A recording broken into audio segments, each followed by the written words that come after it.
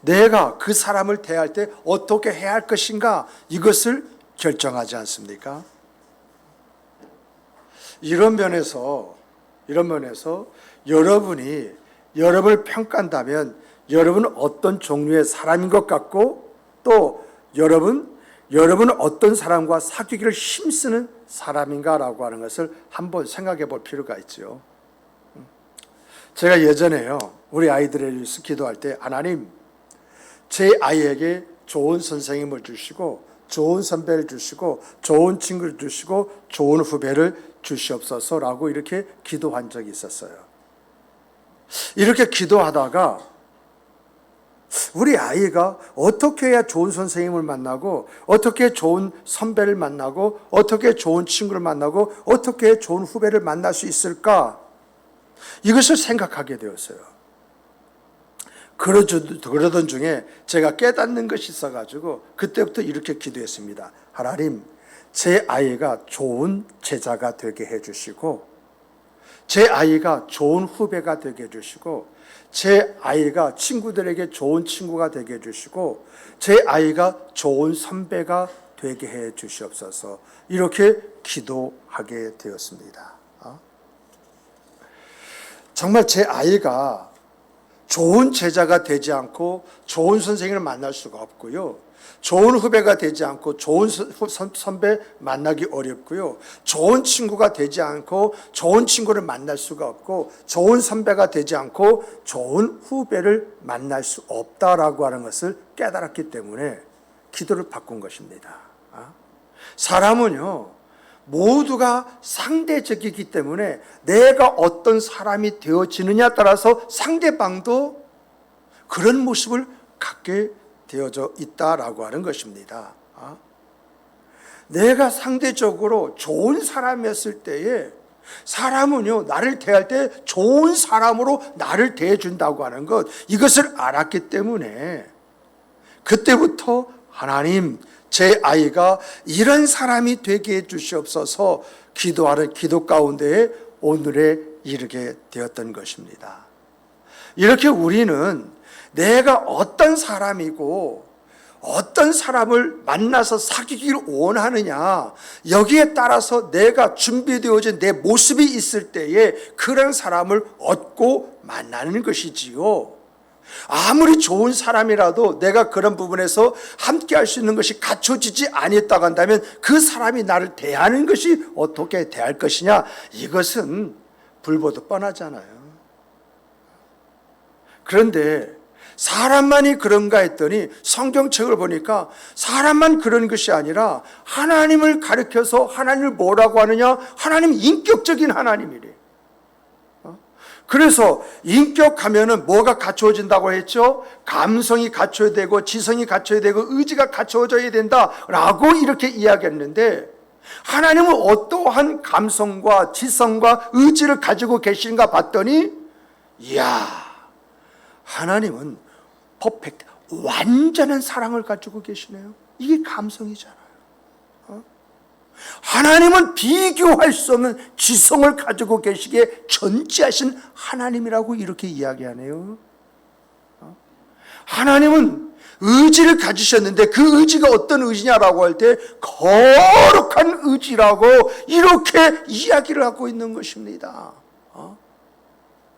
그래서 성경을 찾아봤어요. 하나님의 사랑하니까 요한복음 3장 16절이 딱 나오고, 하나님의 비결 지성을 이야기하니까 이제 창세기 18장과 출애굽기 3장이 나오게 되어지고, 하나님의 거룩한 의지를 찾아보니까 창세기 3장 15절과 시편 115편 3절이 나오는 거예요.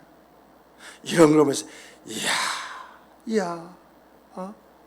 그래서 내가 믿는 그 하나님은 인격적인 하나님이라고 그렇게 이야기하는 것이구나. 그래서 성경은요, 하나님이 우리를 향해서 뭐라고 이야기하십니까? 나를 믿어라, 나를 믿어라, 나를 믿어라.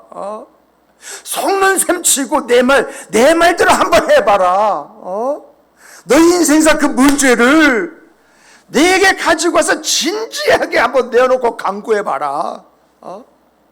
이 세상에 너의 삶과 너의 어떤 모든 것들을 의지하고 의탁하지 말고 내게 한번 맡겨봐라.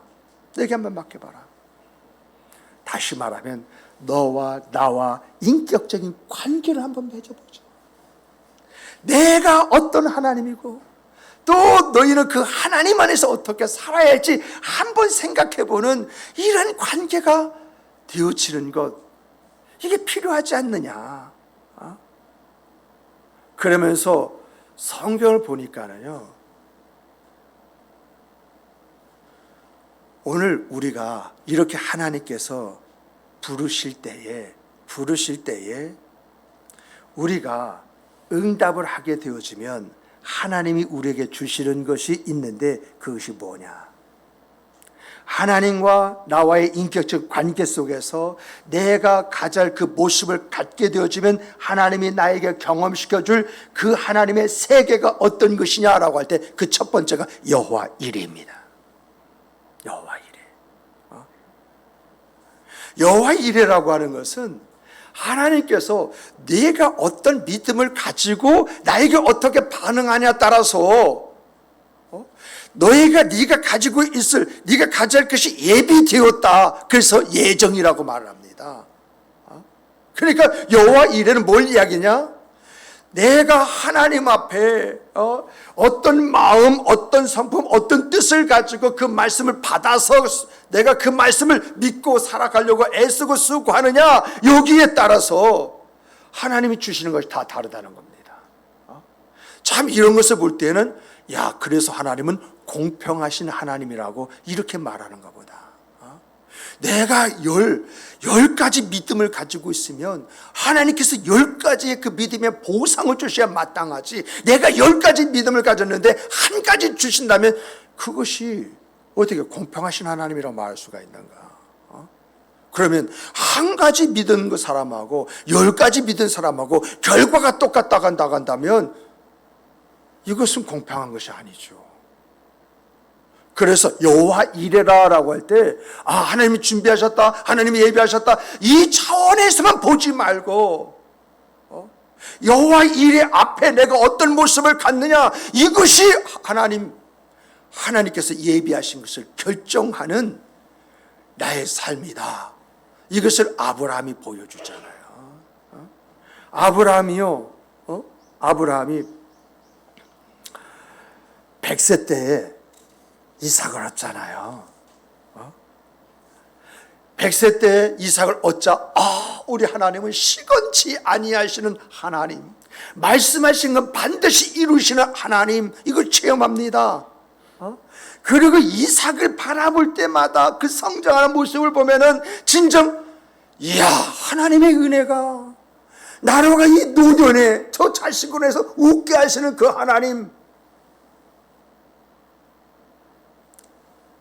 그러면서 그는 하나님의 분복을 누리며 살았습니다. 그런데 여러분, 하나님은요, 이렇게 아브라함이 우리 하나님을 시건치 아시는 하나님, 하나님은 나에게 이런 은혜를 체험하며 누리게 하신 하나님, 이런 아브라함의 생각과 감정만 보시고자 하시는 것이 아니라 하나님은 이 아브라함의 믿음의 진정성을 보시기를 원하셨어요. 그래서 하나님이요, 이삭을 바라볼 때에 우리 하나님은 시건치 아니하시는 하나님, 이삭을 바라볼 때 내게 은혜를 공급하시고 그 은혜 속에 살아가신 하나님, 이렇게 생각했던 이삭을 모리아 산에 갇혀 나게 제물로 바쳐라, 이렇게 이야기를 하세요.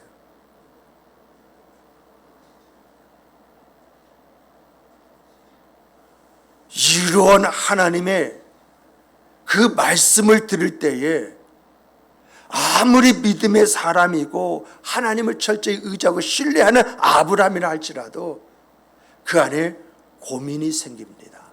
그래서 사라에게는 아무 말 하지 아니하고 이른 새벽에 종과 이삭을 데리고 모리아산을 출발하는 거예요. 그리고 이 모리아산에서 하나님 앞에 그를 제물로 드리려고 했을 때에 하나님께서는요, 아브라함의 믿음을 보시고 아브라함에게 수양과 더 나가서 이제 천하 만민이 얻을 그 복을 그에게 주시는 것을 보게 됩니다. 여기서 우리가 구분해야 할 것은 왜 하나님께서 수양을 주시고 천하 만민이 얻을 그 복을 주시느냐, 이 차이가 뭐냐라고 할 때 여러분, 수양은 오늘 받을 은혜입니다. 지금 아브라함이 뭐 하는 거죠? 이삭을 제물로 드리려고 하는 거 아니겠습니까? 그러므로 이삭을 살리기 위해서는 거기에 걸만한 오늘의 은혜가 있어야 되는데 그 오늘의 은혜가 수양이라 그 이야기입니다. 그리고 천하 만민이 얻을 복은요, 아브라함을 통해서 이삭, 야곱을 통해서 쫙 나갈 그 하나님의 복, 자녀 손들에게 주어지는 복, 이것이 천하 만민의 복이라는 거예요. 그러니까 믿음 안에서 그가 하나님이 원하시는 모습을 가졌더니 오늘의 복과 함께 미래적인 복까지 함께 도와여 주시더라. 이러한 것을 통해서 여러분과 저에게 있어서 우리가 믿음의 진정성을 가지고 있다고 한다면 하나님은 오늘의 복과 내일의 복을 주시는데 오늘은 내가 만날 예수 그리스도를 나에게 풍성히 주신다고 하는 것이고요. 또한 내 자녀손들이 천대 만대에 이르러서 하나님의 은혜와 복을 얻고 누리게 되어진다라고 하는 것을 여기에서 이야기하고 있다는 것입니다. 그러므로 믿음은 뭘 가져다 주느냐라고 할 때 하나님의 말씀에 대한 믿음 있지 않습니까? 그것을 가지고 나의 진정성을 보이게 되어지면 하나님은 오늘 내가 받을 복을 예비하시고 주실 뿐만 아니라 미래적으로 내가 받아야 할 그 은혜의 복까지 더하여 주시는 줄 믿으시기 바랍니다. 그래서 믿음으로 말미암아 믿어라라고 하는 그런 말씀을 성경 곳곳에서 우리에게 하고 있는 것을 우리가 보지 않습니까? 두 번째는 여호와 라파입니다. 여호와 라파 하면 많은 사람들이요, 치료하시는 하나님. 근데 원문을 보면은요, 치료가 아니라 경제적인 회복이, 또 다른 것을 보면은 어떤 일을 행하면서 새 힘을 이렇게 표현을 하고 있어요. 이 여호와 라파 언제 주어진 것입니까? 이스라엘 백성이 홍해 사건을 뒤로하고 광야를 향해서 가는데 마라라는 곳에 도착을 했어요. 그래서 물을 얻고자 했는데 그 마라라고 하는 곳에 물이 흐르고 있는 거예요. 이야, 이 물 흐른다 해가지고 모두가 달려가서 먹었는데 그 물이 써서 너무도 먹을 수가 없는 거예요. 그래서 모세가 나뭇가지를 하나 꺾어가지고 그 물에다가 던지니까 물이 달아졌더라 라고 이제 이야기를 합니다. 이런 기적의 사건이 딱 일어나고 난 다음에 하나님께서 이스라엘 백성에게 임하셨잖아요. 그러면서 하시는 말씀이 너희가 내 말을 귀에 듣고 순종하면, 이게 청종이지 않습니까? 듣고 순종하면, 청종하면 내가 애굽 사람에게 내렸던 질병을 너희에게 하나도 내리지 아니할 것이다 하시면서 나는 너희를 치료하시는 하나님이다, 이렇게 말씀하십니다. 이 말의 뜻이 뭐냐? 원문에서 여호와 라파를 보니까 너희들이 갖던 질병이 있느냐? 너희들이 가지고 있는 어떤 병이 있느냐? 하나님께서 원 상태대로 되돌아가게 하시겠다. 너희들이 죄를 지었느냐? 죄를 지었다면 너희의 영혼이 더럽혀져 있는데 내가 그 영혼을 깨끗게 해주시겠다. 그래서 여호와 라파는 영육간의 치유를 이야기합니다. 이것뿐만 아니라 정말 너희들의 삶에 지쳐 있느냐?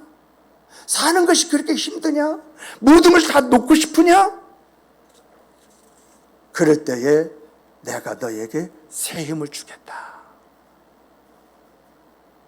그리고 너희들이 경제적으로 궁핍해져 있느냐? 그렇다면 내가 너희의 그 궁핍을 해결해 주리라. 이게 여호와 라파예요. 그런데 이 여호와 라파는 어떻게 내가 체험할 수 있느냐라고 할 때에 정말 하나님의 뜻이 무엇인고 살필 때에 있던 그 병도 하나님이 치유하여 주시고, 너희들이 가지고 있는 영혼의 문제도 이제 해결해 주시고, 너희들의 삶의 문제도 해결해 주시고, 너희들에게 있어서의 경제적인 문제도 내가 해결해 줄 것이다. 그래서 이때부터요, 여러분, 이스라엘 백성들이 그 40년 동안 광야를 가면서 신발 하나가 닳지 않고, 그 의복 하나가 닳지 않고, 그들이 가지고 있는 그 모든 것들이 그대로 유지되어지는 역사가 일어나는 것을 우리가 보게 되어지는 것입니다. 세 번째는 여호와 니시예요. 여호와의 니시가 승리죠. 이스라엘 백성이 광야에 나와가지고요, 광야에 나왔는데 뭐죠? 아멜렉이 쳐들어오네. 자, 이스라엘 백성은요, 이제 400여 년 동안 노예로만 살다 보니까 시키는 것만 할 줄 알지 자의적으로 뭔가 할 줄 아는 사람이 없어요. 그러다 보니까 이런 사람의 최대 약점이 뭐죠? 어떤 일을 갑자기 만나면 어떻게 해야 할지를 모르고 당황하는 그런 그 모습들이 그 안에 있는 것이거든요. 그러다 보니까 어떻게 해야 됩니까? 모세가 산 위로 올라갑니다. 손을 듭니다. 그런데 손이 올라갔을 때에는 오합지졸을 끌고 전쟁에 임하는 여호수아가 이기는 것 같고요, 손이 힘들어서 내려지면은 뒤로 물러나서 이제 오합질처럼 도망하게 바쁘네요. 이런 것이 눈에 보일 때에 아름게 우리 받쳐서 기도하는 그 기도가 여호수아의 승리를 가져오게 만들었다라고 하는 것 아니겠습니까? 이러한 데서 경험한 것이 승리케 하시는 하나님, 그래서 여호와 니시라고 하는 이름이 우리에게 주어진 것이잖아요. 그러므로 이러한 말씀 속에서 우리에게 가르쳐 주는 것이 무엇입니까? 여러분과 제가 하나님을 의지하고 그 의지하는 가운데 하나님 앞에 기도할 때에 여러분, 여호와 니시가 어디에 나타나는가 성경을 다 찾아봤더니 여러분, 요한복음 16장 33절에서 세상의 모든 환난으로부터 건져주신대요. 어떻게 할 때요? 내가 주의 이름을, 주의 능력을 의지해서 무릎을 꿇을 때에 우리의 세상사, 그 삶에 만나는 모든 문제를 해결해 주신다라고 이렇게 이야기하고 있어요. 두 번째로 보니까 야고보서 4장 7절 보니까 마귀의 강력한 역사가 있는데 그 역사로부터 나를 보호하시고 지키시고 그 안에서 인도하여 주신다라고 하는 것입니다. 여러분, 정말 우리가 살아가는 삶의 현장에 마귀의 역사가 얼마나 많습니까? 내가 마귀에게 승리한다 할지라도 그 마귀가 내 가족을 역사해 가지고 그냥 내 가정을 흔드는 일들이 한두 번입니까? 내 삶의 현장을 흔들어서 나로 하여금 그 압박을 받게 만드는 그런 일이 얼마나 많이 있습니까? 그랬을 때 내가 무릎을 꿇고 기도하게 되면 여호와 니시, 나를 보호하시고 지키시고 인도하시는 그 하나님을 체험하게 되어진다, 이렇게 이야기를 하고 있어요. 또 로마서 6장 6절부터 7절 보니까 여러분과 제가 기도를 할 때에 죄의 권세에서 해방되게 되어 있다. 내 안에 여러 가지 질투와 시기와 여러 가지 악한 그런 마음이 있다 할지라도 내가 무릎을 꿇는 그 무릎 속에서 하나님의 치유의 그 은혜가 나로 하여금 온전하게 해준다는 겁니다. 그렇지 않습니까? 우리가 살다 보면은 꼴 보기 싫어, 저까지 이게 다 시기 질투에서 나오는 거지 않습니까? 이런 것이 결국 뭐냐? 성경을 죄라고 이야기하지 않습니까? 그랬을 때 하나님, 나에게 이러한 마음이 왜 이렇게 일어나는지 모르겠습니다. 왜 이렇게 꼴보기 싫은 것들만 있는지 모르겠습니까? 하나님, 날 이러한 곳에서 나를 구원하여 주시옵소서, 나를 인도하여 주시옵소서, 나를 세워주시옵소서 라고 부르짖는다고 한다면 여호와 니시, 그런 것으로부터 해방되어지는, 그런 것부터 이기는 여호와 하나님의 승리케 하심이 있게 되어진다라고 이야기합니다.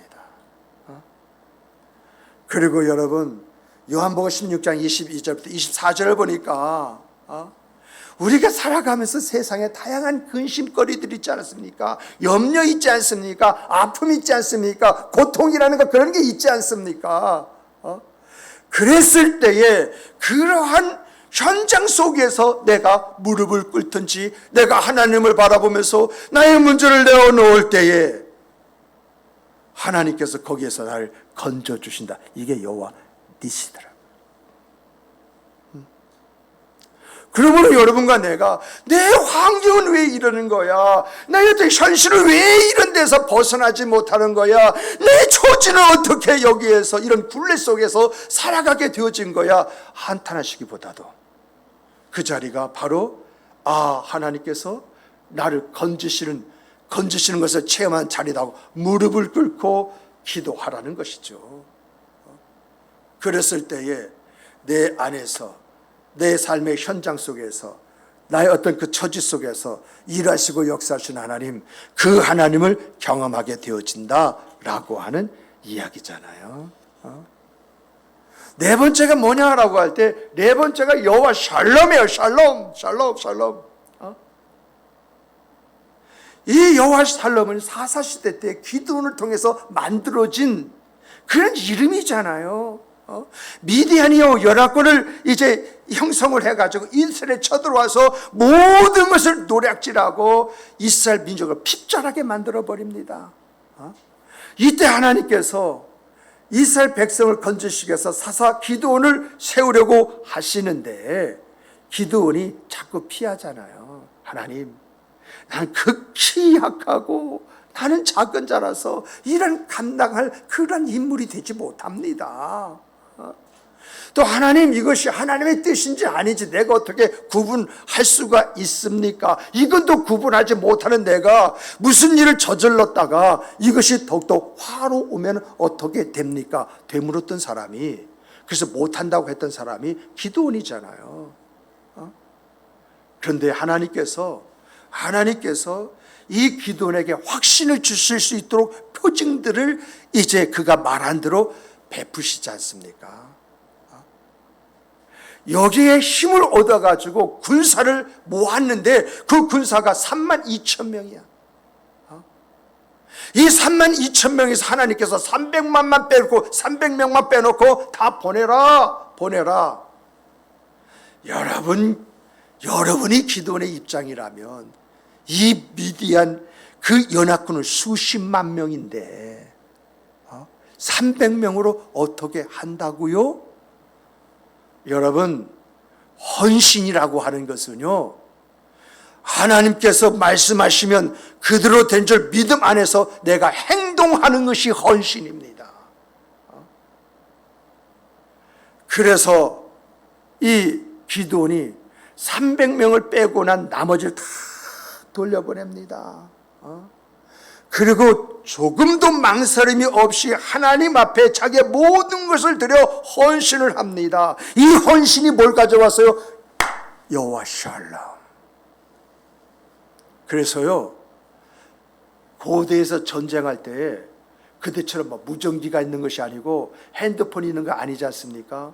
그러면 우리가 마라톤 전쟁이라고 하는 것에서 우리 잘 알고 있듯이 전쟁에 승리하면 이제 승리하는 것을 알리기 위해서 누군가 한 사람 달려와가지고 이제 승리했다는 걸 외치는 거거든요. 그러면 이스라엘 예루살렘 성에서요 군사를 보내가지고 전쟁의 승패 그 소식을 지금 기다리고 있는데 저기서 누군가 막 뛰어옵니다. 뛰어오면 성에서 뭐라고 하신 줄 아십니까? 그 뛰어오는 사람을 향해서 여호와 샬롬이냐?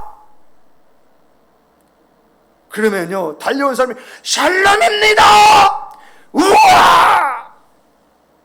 이게 그 당시에 전쟁을 나간 사람과 전쟁에 대한 소식을 듣게 된 사람의 말이었어요. 샬롬하냐? 샬롬합니다. 그래서 오늘날도 이스라엘 민족은 아이들이 학교에서 시험 보잖아요. 그러면 시험 잘 봤어? 이런 말 하지 않고 샬롬하냐? 샬롬해요. 이걸로 다 통용된다는 거예요. 정말 이러한 것을 통해서요 이런 것을 통해서 여러분과 제가 하나님 앞에서 헌신하는 삶을 산다고 했을 때에 그 샬롬이 뭐냐? 이 샬롬도요, 성경에 찾아봤어요. 일일이 찾아봤어요. 다 이것을 말씀드리기 어렵지만은요, 신명기서 12장 10절 보니까 대적을 이긴다. 대적을 이기는 데 얻어지는 그 기쁨이 뭐냐? 여호와 샬롬이다. 여러분이 사회에서 생활하면서 대적이 한둘입니까? 다 경쟁의 대상이라는 것은 다 대적이지 않습니까? 그러한 경쟁에서 내가 그 경쟁을 극복하고 이기고 뭔가 성취해내는 거기서 얻어지는 그 기쁨이 여호와 샬롬이다. 그 이야기입니다. 그리고 열왕기상 5장 이제 4절을 보면은 여호와 샬롬이 뭐냐라고 할 때 재앙을 피하게 되어지는 것이 여호와 샬롬이라는 것입니다.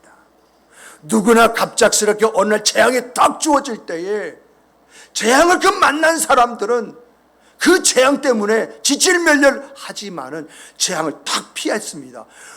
어휴 가슴아, 그 재앙을 피했다고 하는 그 안도감이 여호와 샬롬이다라는 거죠. 또 신명기서 12장 10절 보니까 여호와 샬롬이 뭐냐? 하나님으로부터 주신 바 그 은혜, 그 기업 있지 않습니까? 그 기업에서 안식하며 살아가는 것, 이것이 샬롬이다. 이렇게 이야기하고 있어요. 이것을 뭐로 이야기하겠습니까? 하나님이 여러분들에게 주신 그 재산 충나지 아니하고 그저 미래를 바라보면서 좀 더 잘 살 수 있는 방법을 찾는 것, 이것이 바로 여호와 샬롬 속에서 갖게 된 나의 생각이지, 네 생활 그 삶이 필적한다고 한다면 무슨 계획을 가질 수 있겠습니까? 그렇잖아요. 그저 이거 가지고 있는 거 없어지면 어떻게 되나, 전전긍긍하면서 어떻게 하면 없어지지 않을까, 이 고민하면 이 고민 속에 무슨 여호와 샬롬이 있겠다는 것입니다. 그래서 여호와 샬롬이라는 것은 하나님이 주신 기업 안에서 누리면서 좀 더 나은 그 길이 뭔가 이걸 찾는 그 찾음이 여호와 샬롬이다라는 거죠. 하나님께서 이런 평강을 주실 때에 뭔가 해보고자 의지도 거기서 만들어지는 것이고, 목적이 있는 그 생과 삶도 주어지는 것이지 그냥 되어지는 것이 아니다라고 하는 것을 우리에게 가르쳐주고 있어요. 그리고요, 여러분, 다섯 번째가 뭐냐라고 할 때, 다섯 번째가 뭐냐 할 때 여호와 로이, 여호와 로이. 이 로이가 뭐냐라고 할 때, 이 로이에 대해서 이제 잘 말하는 시편 23편이죠. 여호와는 나의 목자시니 내게 부족함이 없으리로다. 그러니까 여호와 로이가 뭐냐? 하나님이 나의 인생사, 내가 하나님의 나라에 내가 하나님의 나라에 가기까지 하나님 나의 목자가 되어 주시는 것, 이것을 이야기하고 있거든요. 그런데 여러분, 이런 고백은요, 아무나 할 수 있는 고백이 아닙니다. 하나님을 나의 하나님으로 섬기는 신앙인만이 할 수 있는 고백인데, 하나님을 나의 하나님을 섬기는 신앙인이라고 다 이런 고백을 할 수 있느냐? 아니에요. 그러면 우리가 시편 이 23편을 우리가 해석을 해봐야 되는 거거든요.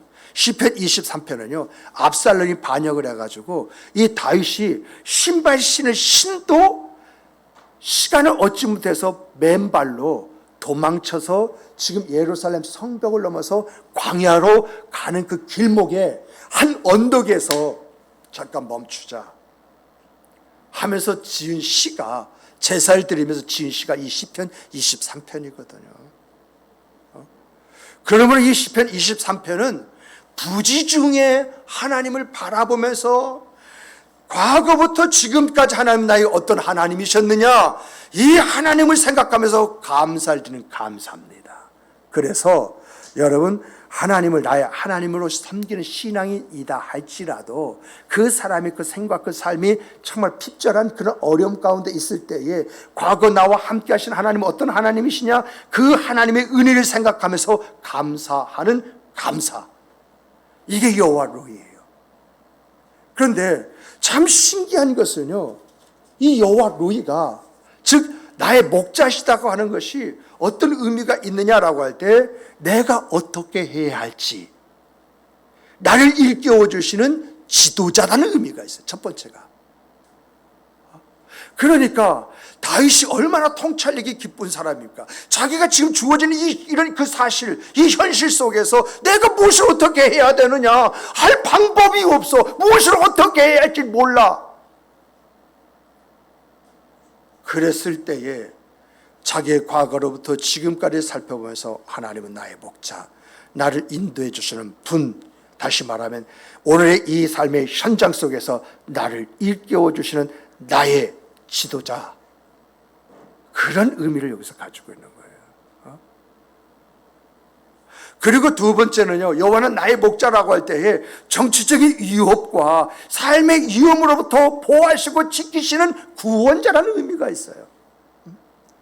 지금 정치적으로 격동기잖아요. 아들 압살롬이 반역을 일으키고 신하들이 전부 다 압살롬을 왕으로 추대하고 이 예루살렘 성에서 잔치를 벌이고 있을 때이잖아요. 그런데 지금 자기는 광야로 피신하고 있는 것입니다. 광야로. 이 광야를 향해서 갔을 때에 여호와는 나의 목자라고 하는 그 말은 뭐냐? 나의 그런 이 광야 생활 속에서 나의 모든 그 생과 그 삶을 보호하시고 지키시는 구원자이십니다. 이게 목자라는 의미가 있다는 겁니다.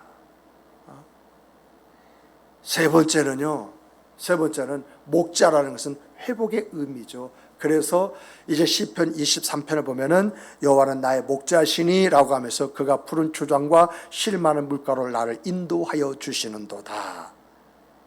모든 것을 회복시켜 주시고 정상화시켜 주시고 그 안에서 생과 삶을 살 수 있도록 인도해 주신다라고 하는 의미가 이 안에 있어요.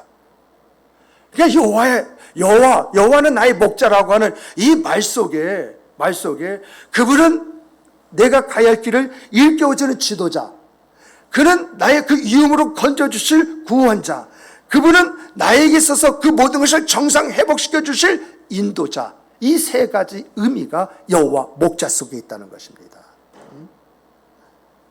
이렇게 하나님은 감사하는 사람에게 하나님께서 목자가 되어 주신다는 거예요. 갈 길을 열어주시고 만날 위험으로부터 보호하시고 지키시고 다시금 영화로운 그 아름다움 속에서 인생의 기쁨과 즐거움을 갖게 하시는 분이 바로 여호와 로이, 나의 목자라는 것입니다. 그리고 그 외를 보면은 하나님의 임재를 상징하는 여호와 삼마가 있지 않습니까? 이 여호와 삼마는 하나님이 어디 계시느냐?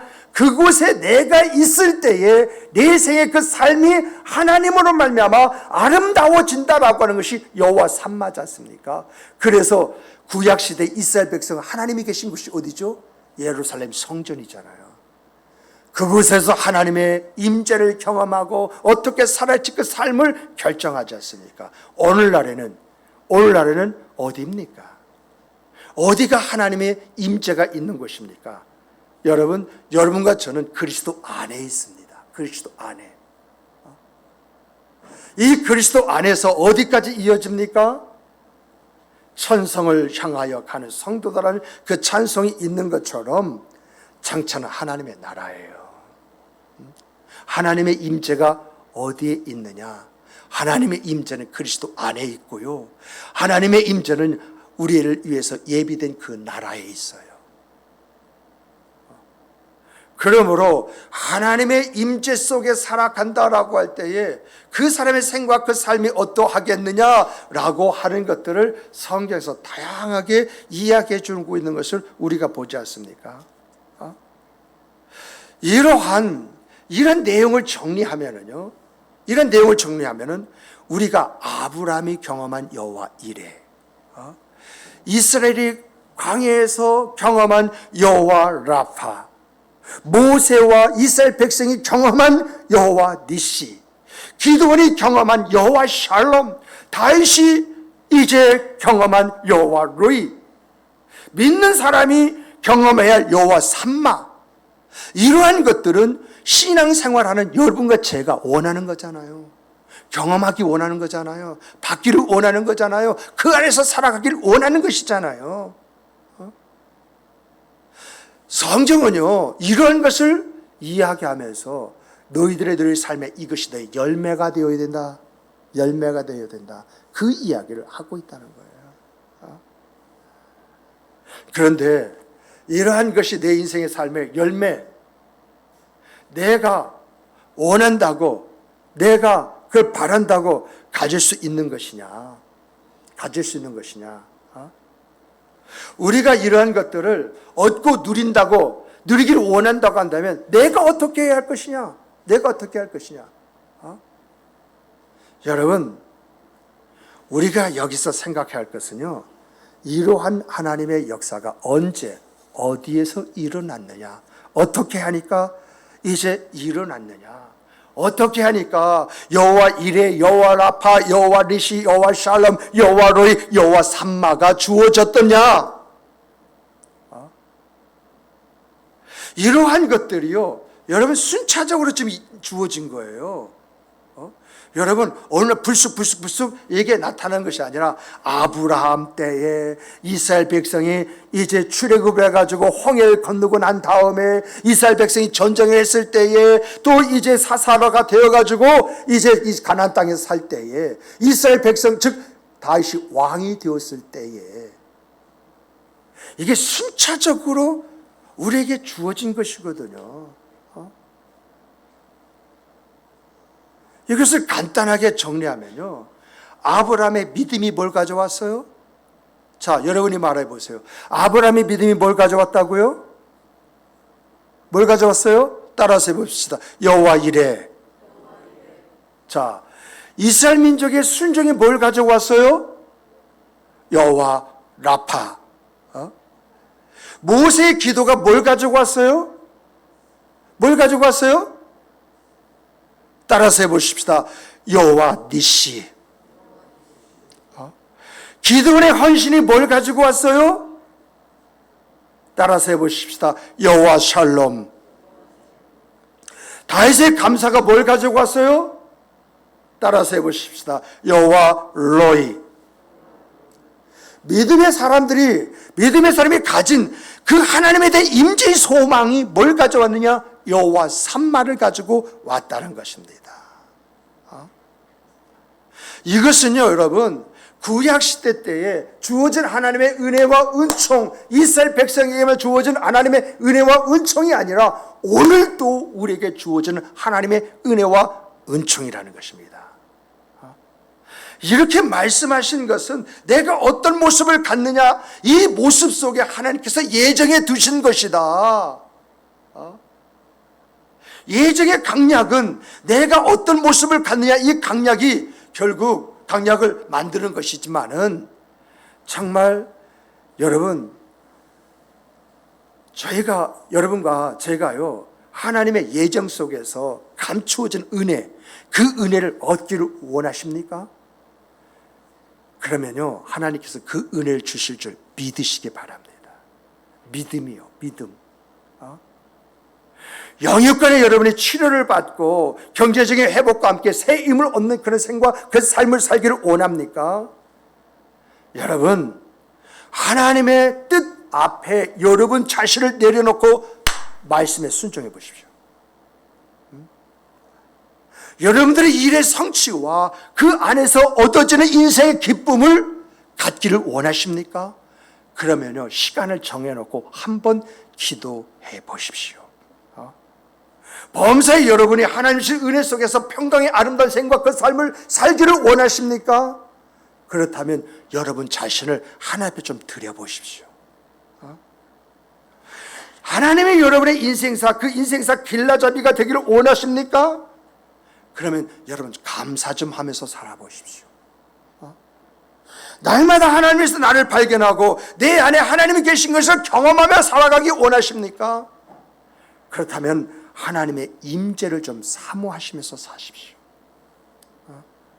이게 다 약속된 것이지 않습니까?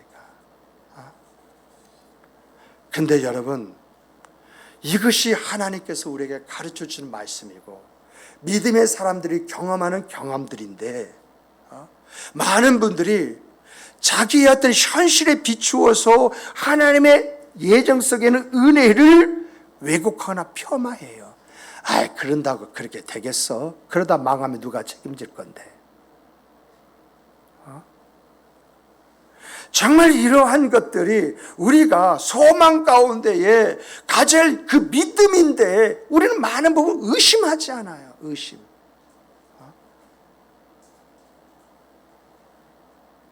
내가 세상에 두 쪽이 난다 할지라도 내가 붙들고 가야 그 믿음인데 우리는 그런 모습을 갖지 못하잖아요. 정말 믿기만 하면 여호와 이레가 주어지고, 정말 내가 순종만 하면 여호와 라파가 주어지고, 내가 기도하면 여호와 니시가 주어지고, 내가 감사하면 여호와 로이가 주어지고, 또한 내가 소망하며 살아가며 하나님의 임재 속에서 내가 살아갈 수 있다고 이렇게 성경이 말씀하시고 믿으라 하는데 우리가 어떻게 살고 있느냐라고 하는 것입니다. 정말 이런 말씀을 살펴보면서 나를 봤어요. 얼마나 부족한지 몰라요. 부족하기 때문에 오늘 이 상태에서 이것으로 만족하며 살아가는 내 인생사, 내 삶이 아닌가 생각할 때 이대로 끝낼 수 없다고 하는 그런 마음들이 우리 안에서 일어나잖아요. 그러므로 여러분과 내가 정말 하나님의 예정 속에 감춰져 있는 이런 다양한 하나님의 은혜의 역사를 체험해서 하나님이 살아계십니다. 하나님이 하셨습니다. 나의 나된 것은 하나님의 은혜입니다. 이렇게 고백하고 살아가기 원한다면 내가 가져야 할 것이 뭐냐? 저는요, 좀 욕심이 좀 있어요. 어떤 욕심이냐면은 여러분 개인적으로 어떤 사람에게 여호와 이레, 어떤 사람이 여호와 라파, 어떤 사람이 여호와 니시, 어떤 사람이 여호와 샬롬, 어떤 사람이 여호와 로이, 어떤 사람이 여호와 샴마가 주어지고 나타나는 것이 아니라 한 사람 안에 이러한 하나님의 은혜의 역사가 있기를 원합니다. 이런 은혜를 얻는 방법이 어렵습니까? 어렵지 않잖아요.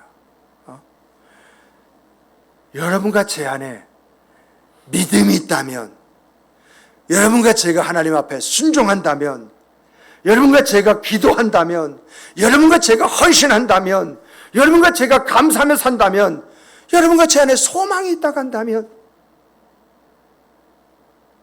이것은 자연스럽게 하나님이 약속하신 것이기 때문에 내 안에 주어지는 바로 그것이 아니겠습니까? 믿으라 하면 아멘. 하나님의 뜻에 순종하라면 아멘. 헌신하라면 아멘. 감사하라면 아멘. 하나님의 임재를 소망하라 하면 아멘. 아멘 하면서 그것을 품고 나가면 여호와 이레가, 여호와 라파가, 여호와 리시가, 여호와 살롬이, 여호와 로이가, 여호와 삼마가 우리에게 주어진다고 이렇게 말씀을 하셨다고 한다면 그 말씀하신 하나님이 정말 인격적인 그 하나님이라면 그 하나님의 인격을 체험하면서 누림의 아름다움 속에서 화답하는 우리의 신앙이 있어야 되지 않겠습니까? 그러므로 사랑하는 성도 여러분, 정말 여러분 안에 하나님이 함께 하시는 모습, 여러분이 말하고자 하는 아름다운 간증들, 여러분이 경험한 은혜의 충만함, 이러한 것들이 가득하시는 2022년, 그래서 신앙의 아름다운 결실의 열매로 말미암아 하나님 앞에 영광 돌리는 여러분과 제가 되기를 주님의 이름으로 축복합니다. 축복합니다. 축복합니다. 기도하시겠습니다.